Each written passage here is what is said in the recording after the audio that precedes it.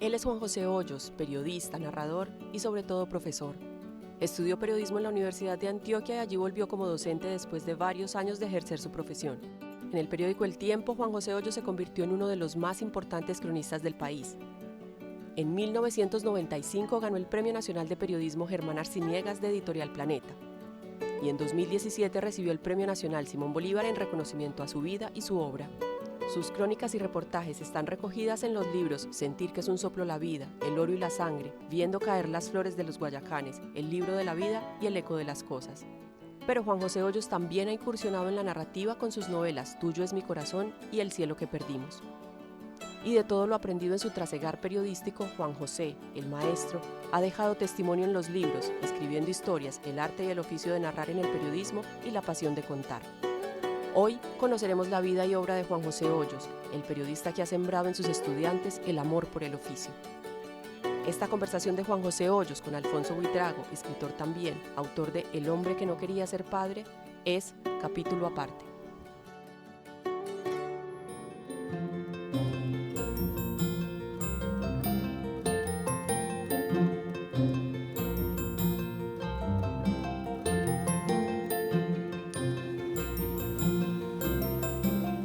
Juan José, buenas tardes.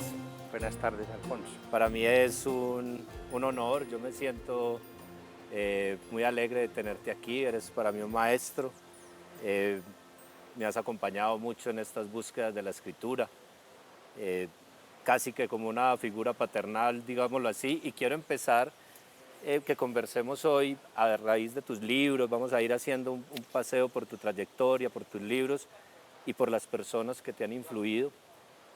Un libro muy bello que publicó recientemente Sílaba, pero que también además está en una colección muy bonita de palabras rodantes del metro que viaja de vagón en vagón, que se llaman El nombre del Padre. Voy a leer un fragmentico para empezar del prólogo de Luis Fernando Macías, eh, que nos dice un poco quién eres como escritor. Juan José Hoyos es un contador de historias, sabe muy bien dónde se esconden las mejores y va en busca de ellas. Las ha encontrado en libros, en selvas, en ríos, en campos de batalla, en suburbios, en corazones y en trincheras, e incluso en los secretos de las canciones populares.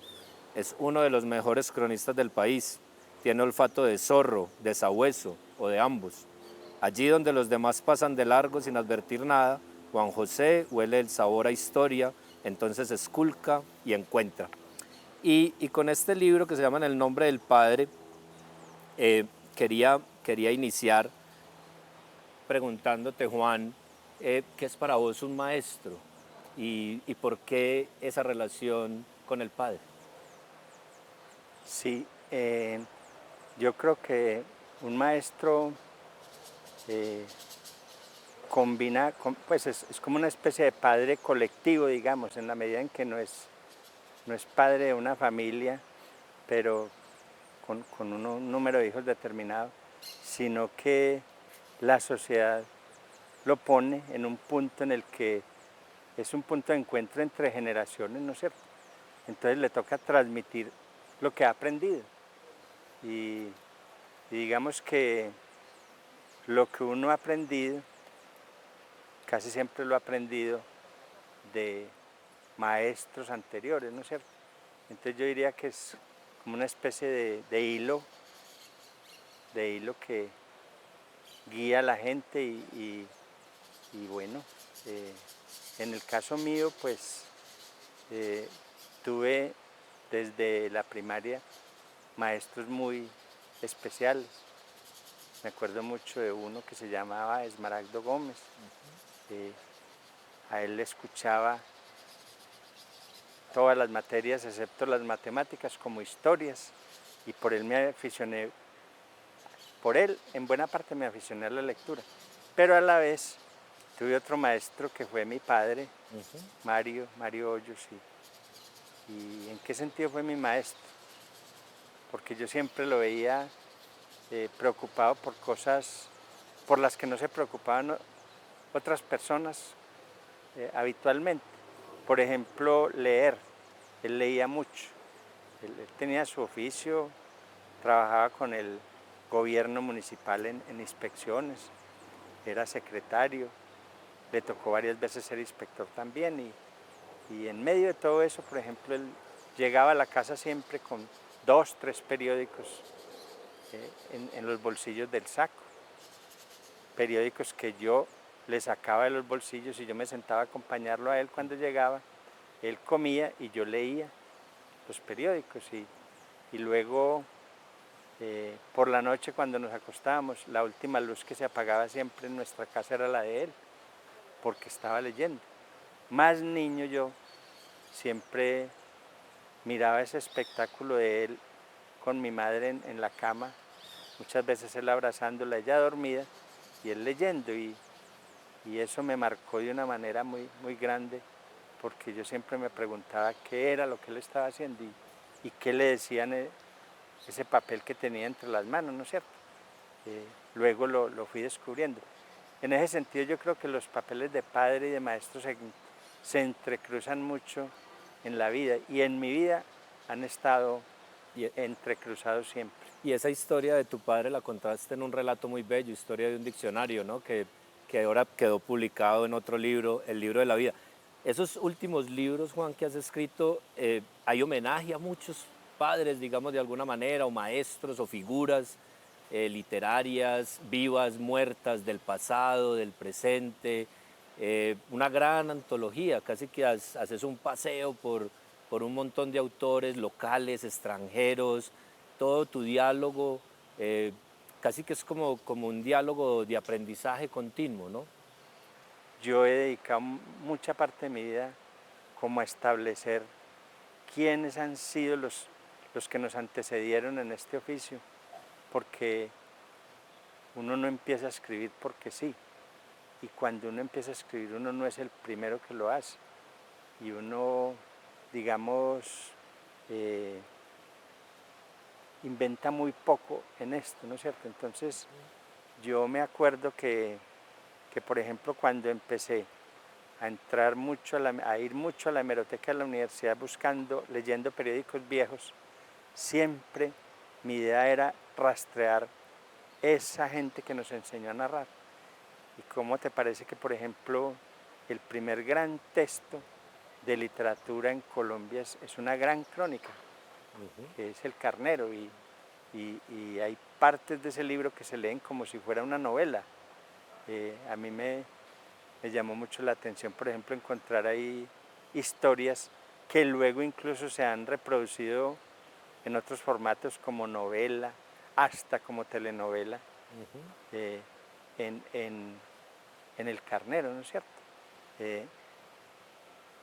Encontrar, por ejemplo, que otro gran libro que funda nuestra literatura fue escrito por otro cronista, José María Cordovés Mur, y fue publicado por entregas en el primer diario que hubo diario propiamente, o sea que salía todos los días en Bogotá, que se llamaba El Telegrama. Estoy hablando de José María Cordovés Mour. Reminiscencias. Reminiscencias de Santa Fe de Bogotá.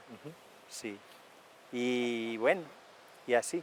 Entonces, para mí ha sido un ejercicio muy bonito ese. Y a la vez también devolverme también en los autores más contemporáneos, entre comillas, muchos de los cuales ya tienen más de un siglo. Ajá. Lo que pasa es que 100 años no son nada. Siguen siendo vigentes en muchos de sus... 20 no son nada, pero 100 tampoco. Juan, quiero volver a tu padre para llegar un poco a los orígenes de tu vocación.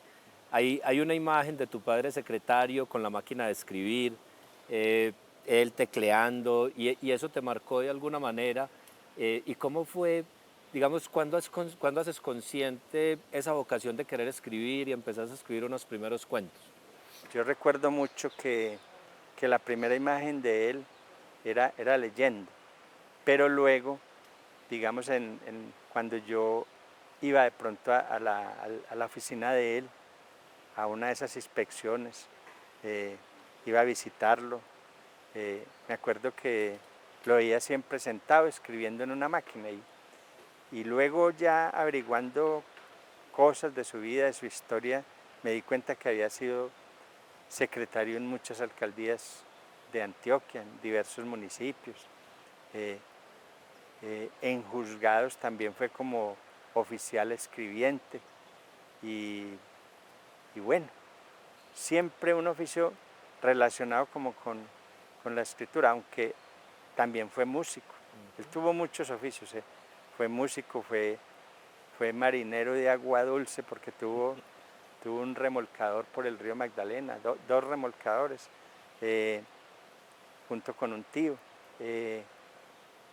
En fin, lo cierto del caso es que esa imagen se me grabó y yo siempre, así como quise aprender a leer para ver qué le decían a él los libros, algún día mi obsesión era una máquina de escribir y entre otras cosas aprovechaba que una hermana mía, maestra, la hermana mayor, trabajaba en el Instituto Popular de Cultura y allá daban clases de mecanografía, entonces ella me dejaba ir a veces los sábados, que no había escuela ni colegio, y entonces yo me iba y me ponía a escribir sin método, sin nada.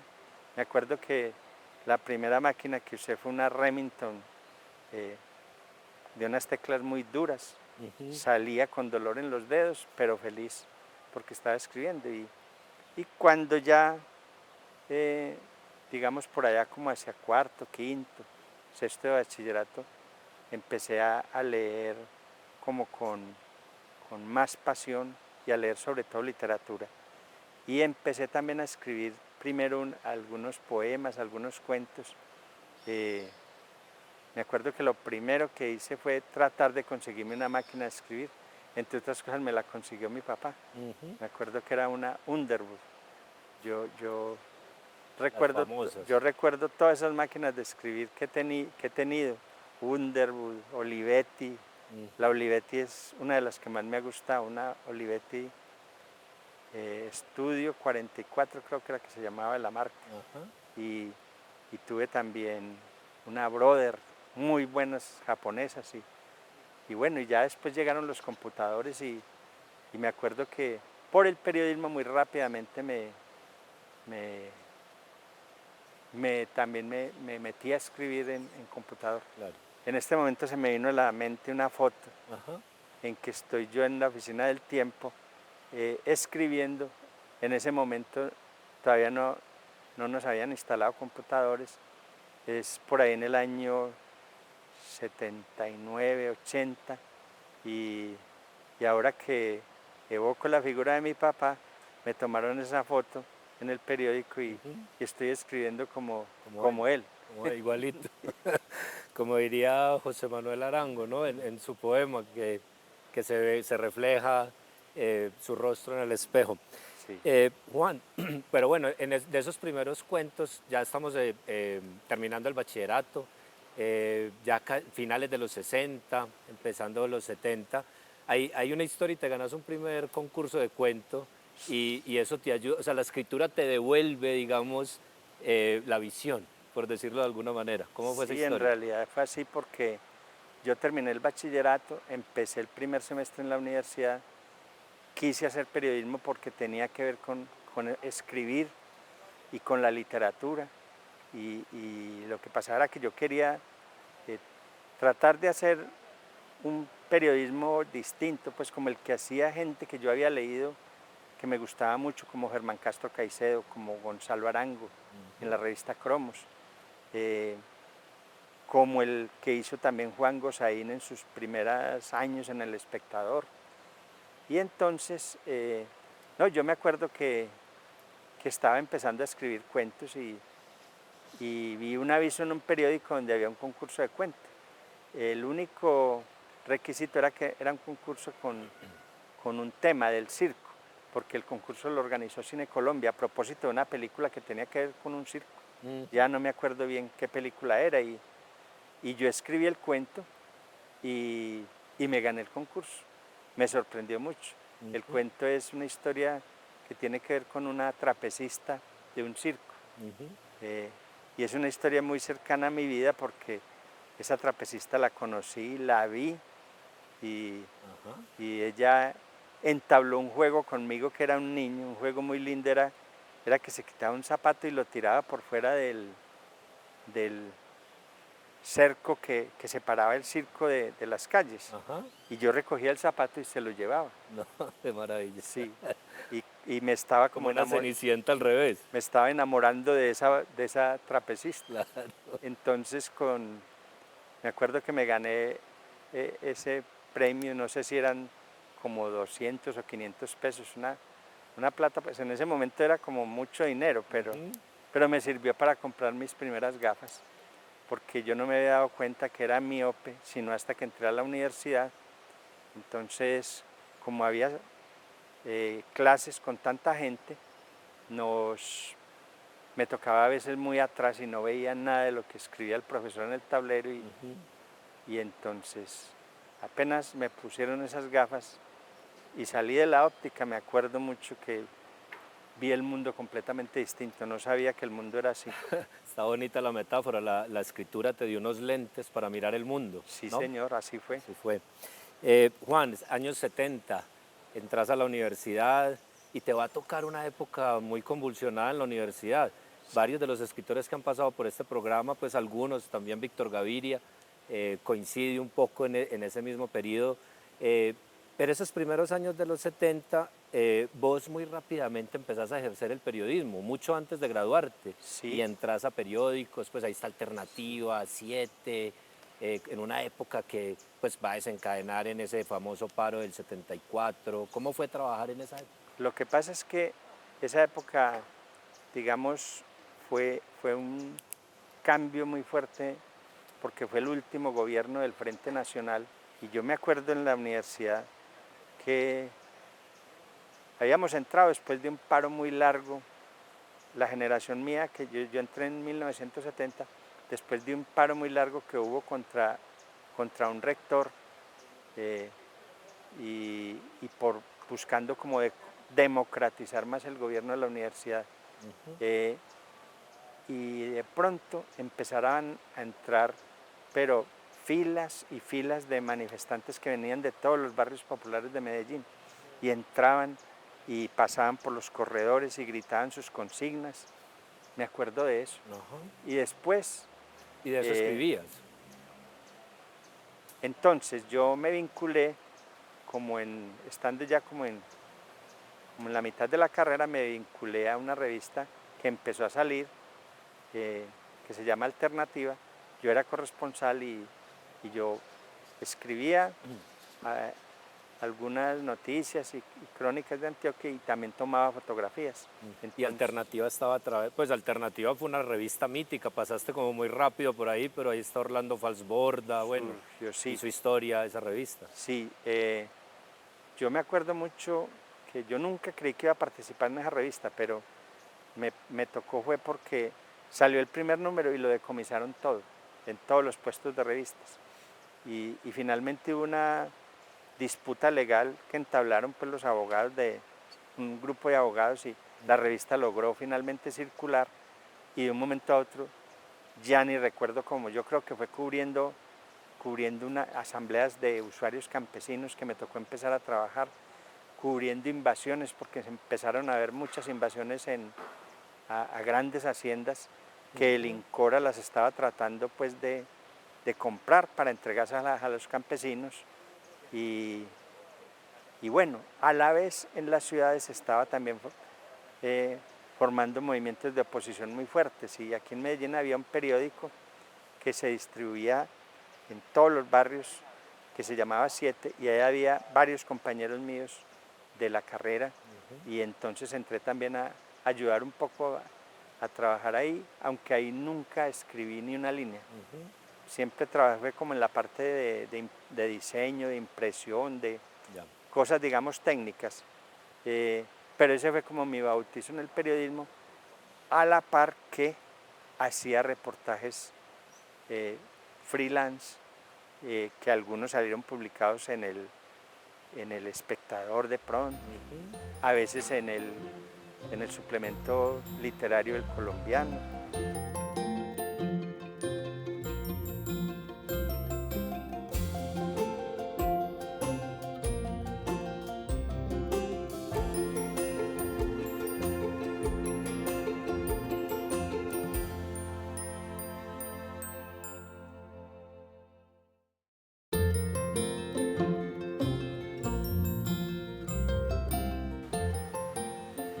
Juan, en esos años empiezan a unirse muy fuertemente pues la pasión periodística que está despertando en la práctica, tu deseo de escribir, y ahí se cruza un personaje muy importante, 1973 más o menos, luego publicas esa experiencia y es Manuel Mejía Vallejo. ¿Cómo es el encuentro con Manuel? El encuentro con Manuel tiene que ver mucho con todo el grupo cultural que había en la universidad, sobre todo en la Universidad de Antioquia, pero también en la ciudad, y que se cristalizó en la revista Aquarimántima. Yo conocí en la Universidad de Antioquia dos personas muy importantes en mi vida, que fueron José Manuel Arango y Elkin Restrepo. Elkin Restrepo era mi profesor de literatura. José Manuel no era profesor, pero ayudó a fundar la revista. De José Manuel no se sabía que escribiera. Escribía ensayos y era profesor de filosofía del lenguaje. Y de pronto hicimos una gran amistad él y yo me acuerdo que me mostró un día, sin avisarme nada, me invitó a su oficina y me entregó unas hojas y empecé a leerlas, y eran unos poemas bellísimos, y resulta que era que iba a publicar su primer libro de poemas, Este lugar de la noche, y ahí nació una amistad muy importante que se cristalizó también en la revista Aquarimántima. Y bueno, y yo nunca, de todas maneras, mientras estudiaba, mientras empezaba a trabajar en Alternativa, nunca había dejado la literatura, pues esa era mi columna vertebral de formación. Yo me gradué como con 20 créditos sobrantes en literatura, y esos créditos fueron los que más me sirvieron en mi vida de periodista. Entonces, Manuel Mejía Vallejo se ganó el Premio Nacional de Novela con su libro Aire de Tango, y yo sentí deseos de conocerlo y entrevistarlo. Y Elkin y José Manuel me llevaron a donde él, a su casa en Medellín. Él ya vivía también en una finca, pero tenía todavía una casa en Medellín a donde venía cada semana, y a veces se quedaba aquí mucho tiempo. Y entonces le hice un reportaje que yo duré como una semana conversando con él. Me acuerdo que yo salía de allá a las 2 de la mañana y salía, y entre otras cosas me tocaba ir a buscar el bus en Guayaquil, que era el tema del libro. Y entonces ahí empecé por primera vez sentí que había conocido un gran escritor vivo, y por primera vez sentí la fuerza que tenía esa literatura que surgía de la propia entraña, de la propia voz, de la propia vida. Y yo estaba escribiendo cuentos, tenía algunos que me gustaban mucho, como ese con el que me gané el concurso, y otros, entre ellos me acuerdo mucho de uno que se llamaba La pieza del fondo, que todavía lo quiero mucho y algún día de pronto lo publico. Afortunadamente no lo he publicado todavía, pero decidí parar de escribir cuentos, de escribir poemas, porque me dediqué a escribir ese reportaje con Manuel, y sentí que ahí apareció mi propia voz. Yo empecé a sentir que ahí estaba empezando a narrar, y mi forma de narrar era distinta a la de esos cuentos, donde inventaba muchas cosas.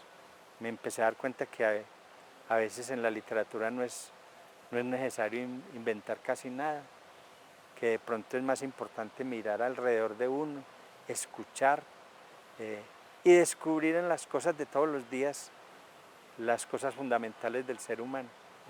Y ese reportaje me transformó la vida, y a la vez la amistad con Manuel, que nació alrededor de ese reportaje, me marcó también muchísimo. A partir de ahí empecé otro camino, que era el mismo camino, pero más orientado hacia soltar esa voz narrativa que encontré en mí escribiendo ese y otros primeros reportajes, pero sobre todo ese.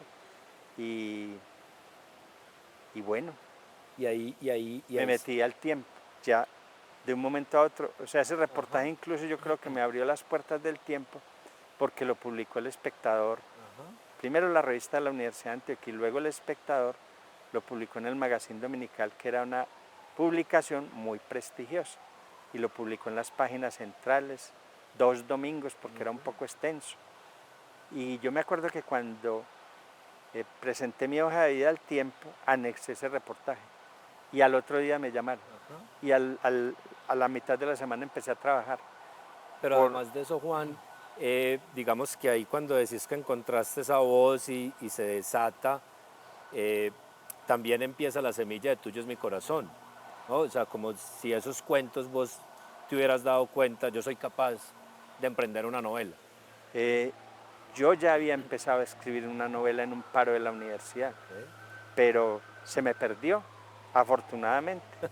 Y yo quería escribir una novela, pero no sabía cuándo sería capaz. Cuando conocí a Manuel Mejía Vallejo, me di cuenta que si algún día la iba a escribir, la tenía que escribir con mi propia voz. Y además que tenía que ser sobre cosas que yo conocía, sobre nuestro entorno, sobre nuestra ciudad, que había muchas cosas de aquí que nadie las había contado. Y entonces, de todas maneras, el periodismo absorbe demasiado, y yo estuve en el Tiempo en una época muy dura de nuestra ciudad, muy violenta. Empezó a aflorar toda la violencia del narcotráfico. El narcotráfico ya venía desde atrás, pero no había, digamos, como explotado, y no había aparecido toda esa racha de violencia que apareció. Y yo incluso iba a trabajar al tiempo en Bogotá, pero me tuve que quedar aquí porque la oficina de Medellín se volvió muy importante y teníamos que ser varios periodistas para poder alcanzar a cubrir todo lo que pasaba aquí. Y bueno, ahí estuve como unos 8 años por lo menos. Y me acuerdo que los martes que descansaba en el periódico, me sentaba a escribir la novela. Yo escribí esa novela en los descansos del Tiempo. Rogelio Echavarría, que le gustaba mucho hacer juegos de palabras, me decía que era sacándole tiempo al tiempo. Y Rogelio es otro padre literario, ¿no? Que te recibió Muy en el importante, Tiempo y que sí. fue gran amigo tuyo toda la vida, ¿no? Uno de los hallazgos bonitos de mi vida en el periodismo fue encontrar a Rogelio, un gran poeta colombiano, encontrarlo en el Tiempo, y también me volví muy buen amigo de él. Pero digamos que la vida siguió, y digamos, llegó un momento en que la violencia en nuestro país creció hasta un punto que me sobresaturó. Me empezó un insomnio muy fuerte, empezaron las matanzas de los grupos paramilitares, y en 1985 decidí renunciar a todo eso. Pero espérate, Juan, ahí, en esos 80 tan convulsionados, digamos que también pues estaban pasando muchas cosas en tu vida, no solo externamente. También estás dando clase en la universidad, y empieza a formarse eso que llamamos periodismo narrativo, ¿no? Empieza a llegar aquí el nuevo periodismo de Tom Wolfe. Como esos años 80 se mezclan muchas cosas, y yo creo que vos fuiste un catalizador que lograste pues no solo ponerlo en práctica, sino luego explicarnos y enseñarle a muchas generaciones esa imbricación, ¿no? Lo que Albert Chillón llamaba las relaciones promiscuas, ¿no? Entre periodismo y literatura. Lo que sucede es que cuando ya empecé a trabajar en el Tiempo, y empecé no solo a cubrir pues informaciones, sino también a poder escribir crónicas, en eso tengo un gran agradecimiento con Rafael Santos, que era el editor nuestro en ese momento, y que me permitió, digamos, moverme y dedicarle tiempo a hacer crónicas. Descubrí que las mejores herramientas para narrar eran las que había aprendido en la literatura, ¿no es cierto? Y en grandes periodistas que había leído cuando estaba en la universidad. Hablo de John Reed, hablo de Truman Capote, hablo de Guy Talese, pero hablo también de periodistas colombianos como Gabriel García Márquez, pero él no era solo él, sino que también estaba, por ejemplo, Gonzalo Arango, en los años 60 en Cromos, y además yendo a la hemeroteca empecé a descubrir, por ejemplo, a Felipe González Toledo, que lo conocí a través de Rogelio Echavarría. Fueron compañeros durante muchos años y tuvieron incluso una revista que se llamaba Sucesos. Y de la mano de estos viejos y también sobre todo de Germán Castro Caicedo. Yo admiro mucho a Germán Castro y creo que jugó un papel muy importante para mi generación porque fue uno de los últimos de esa vieja escuela narrativa del periodismo colombiano, crecida en la reportería judicial, en el barro, como decimos nosotros. Y en la Colombia amarga. Y con él tuve una cosa muy linda y es que me di cuenta que él había estudiado antropología y además él me contó que él se había formado en periodismo, era allí en las huelgas de la Universidad Nacional, él se iba para la hemeroteca. Entonces empezamos a compartir autores y como él pues estaba trabajando y yo tenía tiempo de meterme a la hemeroteca, él me daba una lista y yo me metía a buscarlos. Así por ejemplo encontré a Antonio Urdaneta, uno de los más grandes periodistas nuestros, un general por allá de fines del siglo XIX, que tuvo un periódico que es de los mejores que he leído yo en toda la historia del periodismo colombiano, que es el Papel Periódico Ilustrado. En fin, con toda esa gente, con la ayuda de todos ellos y además leyendo, yo iba haciendo como un trabajo en la realidad, pero a la vez tenía como prendida por dentro una licuadora que iba procesando todo eso y a la vez, como seguía dando clases en la universidad, así fuera pues por unas pocas horas, mantenía la reflexión sobre mi oficio. Y bueno, de toda esa revoltura salió el hombre que soy hoy. Claro, y salieron los libros. Y salieron los libros que después seguí publicando.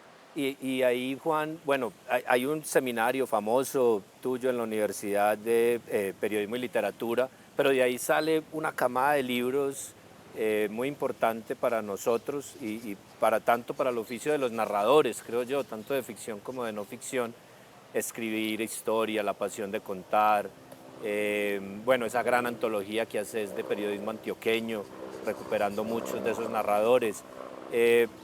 No solo fuiste un cronista, sino que además dedicaste muchos años de tu vida a reflexionar sobre el oficio. Lo que pasa es que, digamos, yo entré al periodismo viniendo de la literatura, pero toda esa formación en la literatura me sirvió para hacer el periodismo que yo admiraba y que quería hacer, que era el periodismo narrativo. Además me enseñó que lo que llamábamos nuevo periodismo era un periodismo que ya se hacía muchos años, que lo habían hecho personas como John Reed, como Hemingway, como mucha otra gente, y que en Colombia también lo habían hecho. Entonces, por ejemplo, me encontré un gran cronista del siglo XIX, antioqueño, Francisco de Paula Muñoz, que escribió un libro que se puede equiparar con La Sangre Fría, digamos, no en calidad literaria, porque el libro no pretende ser lo que hizo Capote con su libro, que es que a la vez que es una novela es un reportaje. No, este es un reportaje o una gran crónica, los nombres no me importan, me importa es que son narraciones y el ejercicio del periodismo y la violencia en nuestro país me llevó otra vez a la academia a poder reflexionar sobre todo eso y darme cuenta que detrás de eso había un método, por ejemplo. Darme cuenta que, por ejemplo, la literatura colombiana tenía una gran beta de escritores que venían del periodismo. Darme cuenta que en el periodismo se formaron grandes escritores, no solo colombianos, sino latinoamericanos. Entonces, encontrarme, por ejemplo, con Roberto Ar, con uno de los más grandes de todos, que es José Martí, que inclusive publicaba sus crónicas en periódicos norteamericanos. También Manuel Gutiérrez Nájera, mexicano, que casi no lo conocemos. Y darme cuenta, por ejemplo, que un poeta como Rubén Darío primero que todo, o al mismo tiempo, fue un gran reportero y un gran cronista. La literatura latinoamericana y colombiana no se pueden separar del periodismo narrativo.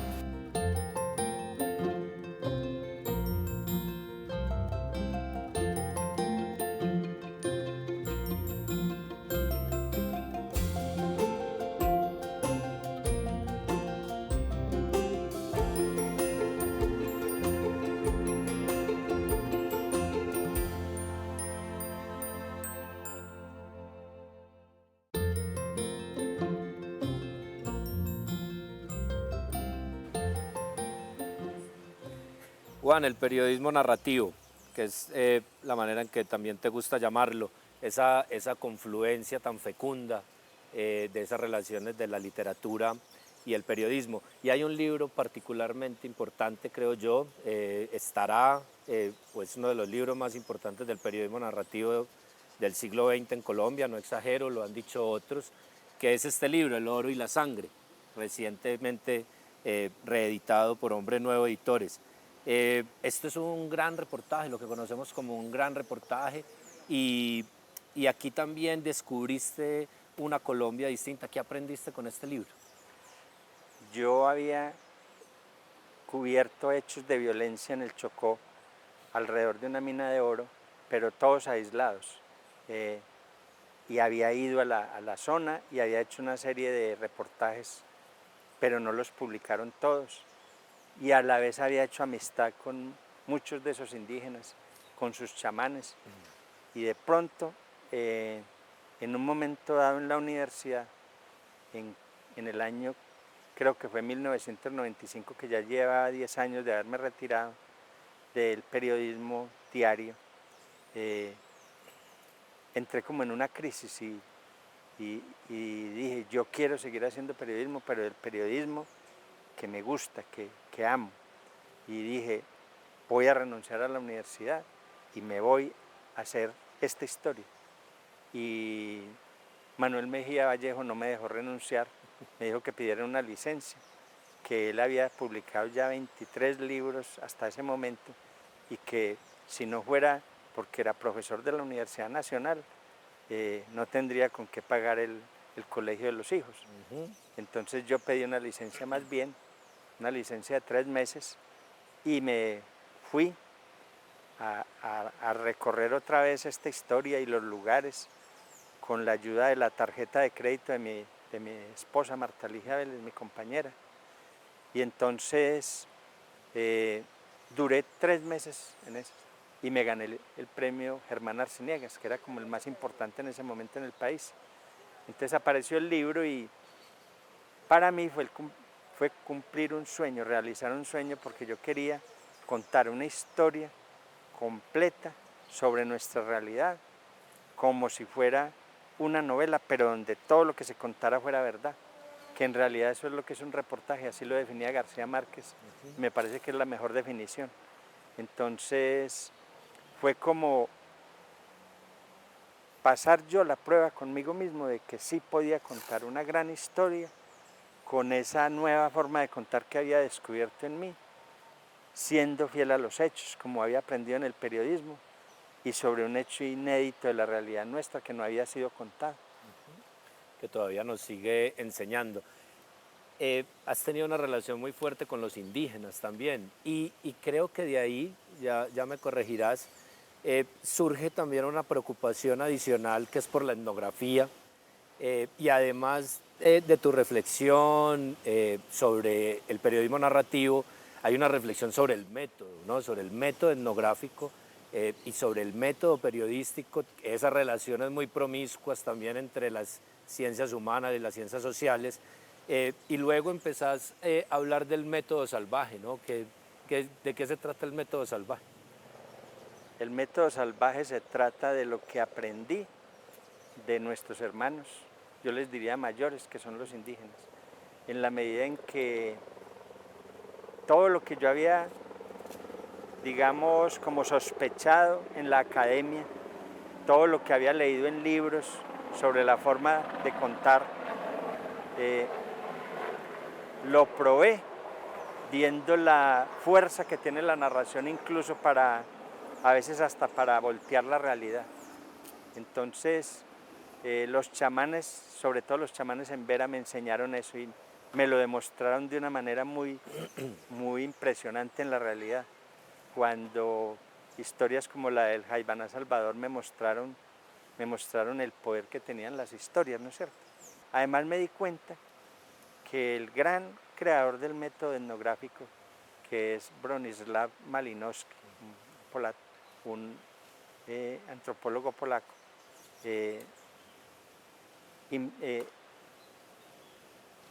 usaba muchas técnicas, muchas formas de aproximación, muy parecidas a la de los grandes cronistas viajeros. Entonces, también ya había leído muchas crónicas de viajes y me di cuenta que la etnografía, en la medida en que el fin del etnógrafo siempre es producir un texto escrito, tenía mucho que ver con el periodismo. Es decir, que no eran cosas tan distantes como creemos. Y me di cuenta también porque, por ejemplo, Germán Castro Caicedo, siendo antropólogo, llegó a esos libros tan bellos como son Colombia Amarga, Perdido en el Amazonas, Mi alma se la dejo al diablo y todos los 20 o 25 libros más que ha escrito. Como Alfredo Molano desde la sociología también, con las historias de vida, hizo cosas parecidas. Y además me dije, pues el periodismo no es una ciencia, pero no tenemos nada que envidiarle en cuanto a aproximarnos a una realidad y describirla en toda su complejidad, siempre y cuando nos ayudemos de la literatura y de las herramientas narrativas de la literatura. No tenemos que envidiarle nada, ni a la novela, ni a la... Entre otras cosas porque la novela fue en gran parte la que ayudó a crear el reportaje moderno, la novela y el cine. Entonces, me di cuenta que en vez de estar pensando en tantas fronteras, lo que había que pensar era en hacer como una suma de todo eso. Y además, me puse a hacer, por ejemplo, un trabajo etnográfico con una de nuestras mejores antropólogas. Y nos dedicamos a contar la vida de un chamán, de un aprendiz de chamán en Vera. Bueno, de esa relación con los indígenas, pues digamos, hay un gran interés por la etnografía, digamos, llevar el periodismo a una forma de conocimiento de la realidad y también a una forma de encuentro con el otro, que creo que es donde se juega esta profesión todos los días, ¿no? En qué significa encontrarse con el otro y poder transmitir su historia. Y de ahí sale eso que hablas de esa historia del Jaibaná Salvador, del tambor, y luego recuperar ese tambor que hace ver cuál es el poder de las historias, ¿no? Que el periodismo es capaz de transformar la realidad, aunque a veces parezca como utópico o ambicioso, pero poco a poco el periodismo es capaz de cambiar la realidad. Sí, las palabras de ese Jaibaná fue, este hombre tiene más poder que yo, en la medida en que supuestamente con un escrito hice aparecer un tambor que estaba perdido y que él no sabía quién se lo había robado. Yo realmente me di cuenta que digamos, el periodismo en el fondo, y sobre todo pues el periodismo narrativo es el verdadero periodismo narrativo nace de la búsqueda del otro y del encuentro con el otro. En ese sentido, el periodismo es uno de los instrumentos más grandes para ayudar a que un país se dé cuenta qué es, cuál es su historia, qué le está pasando.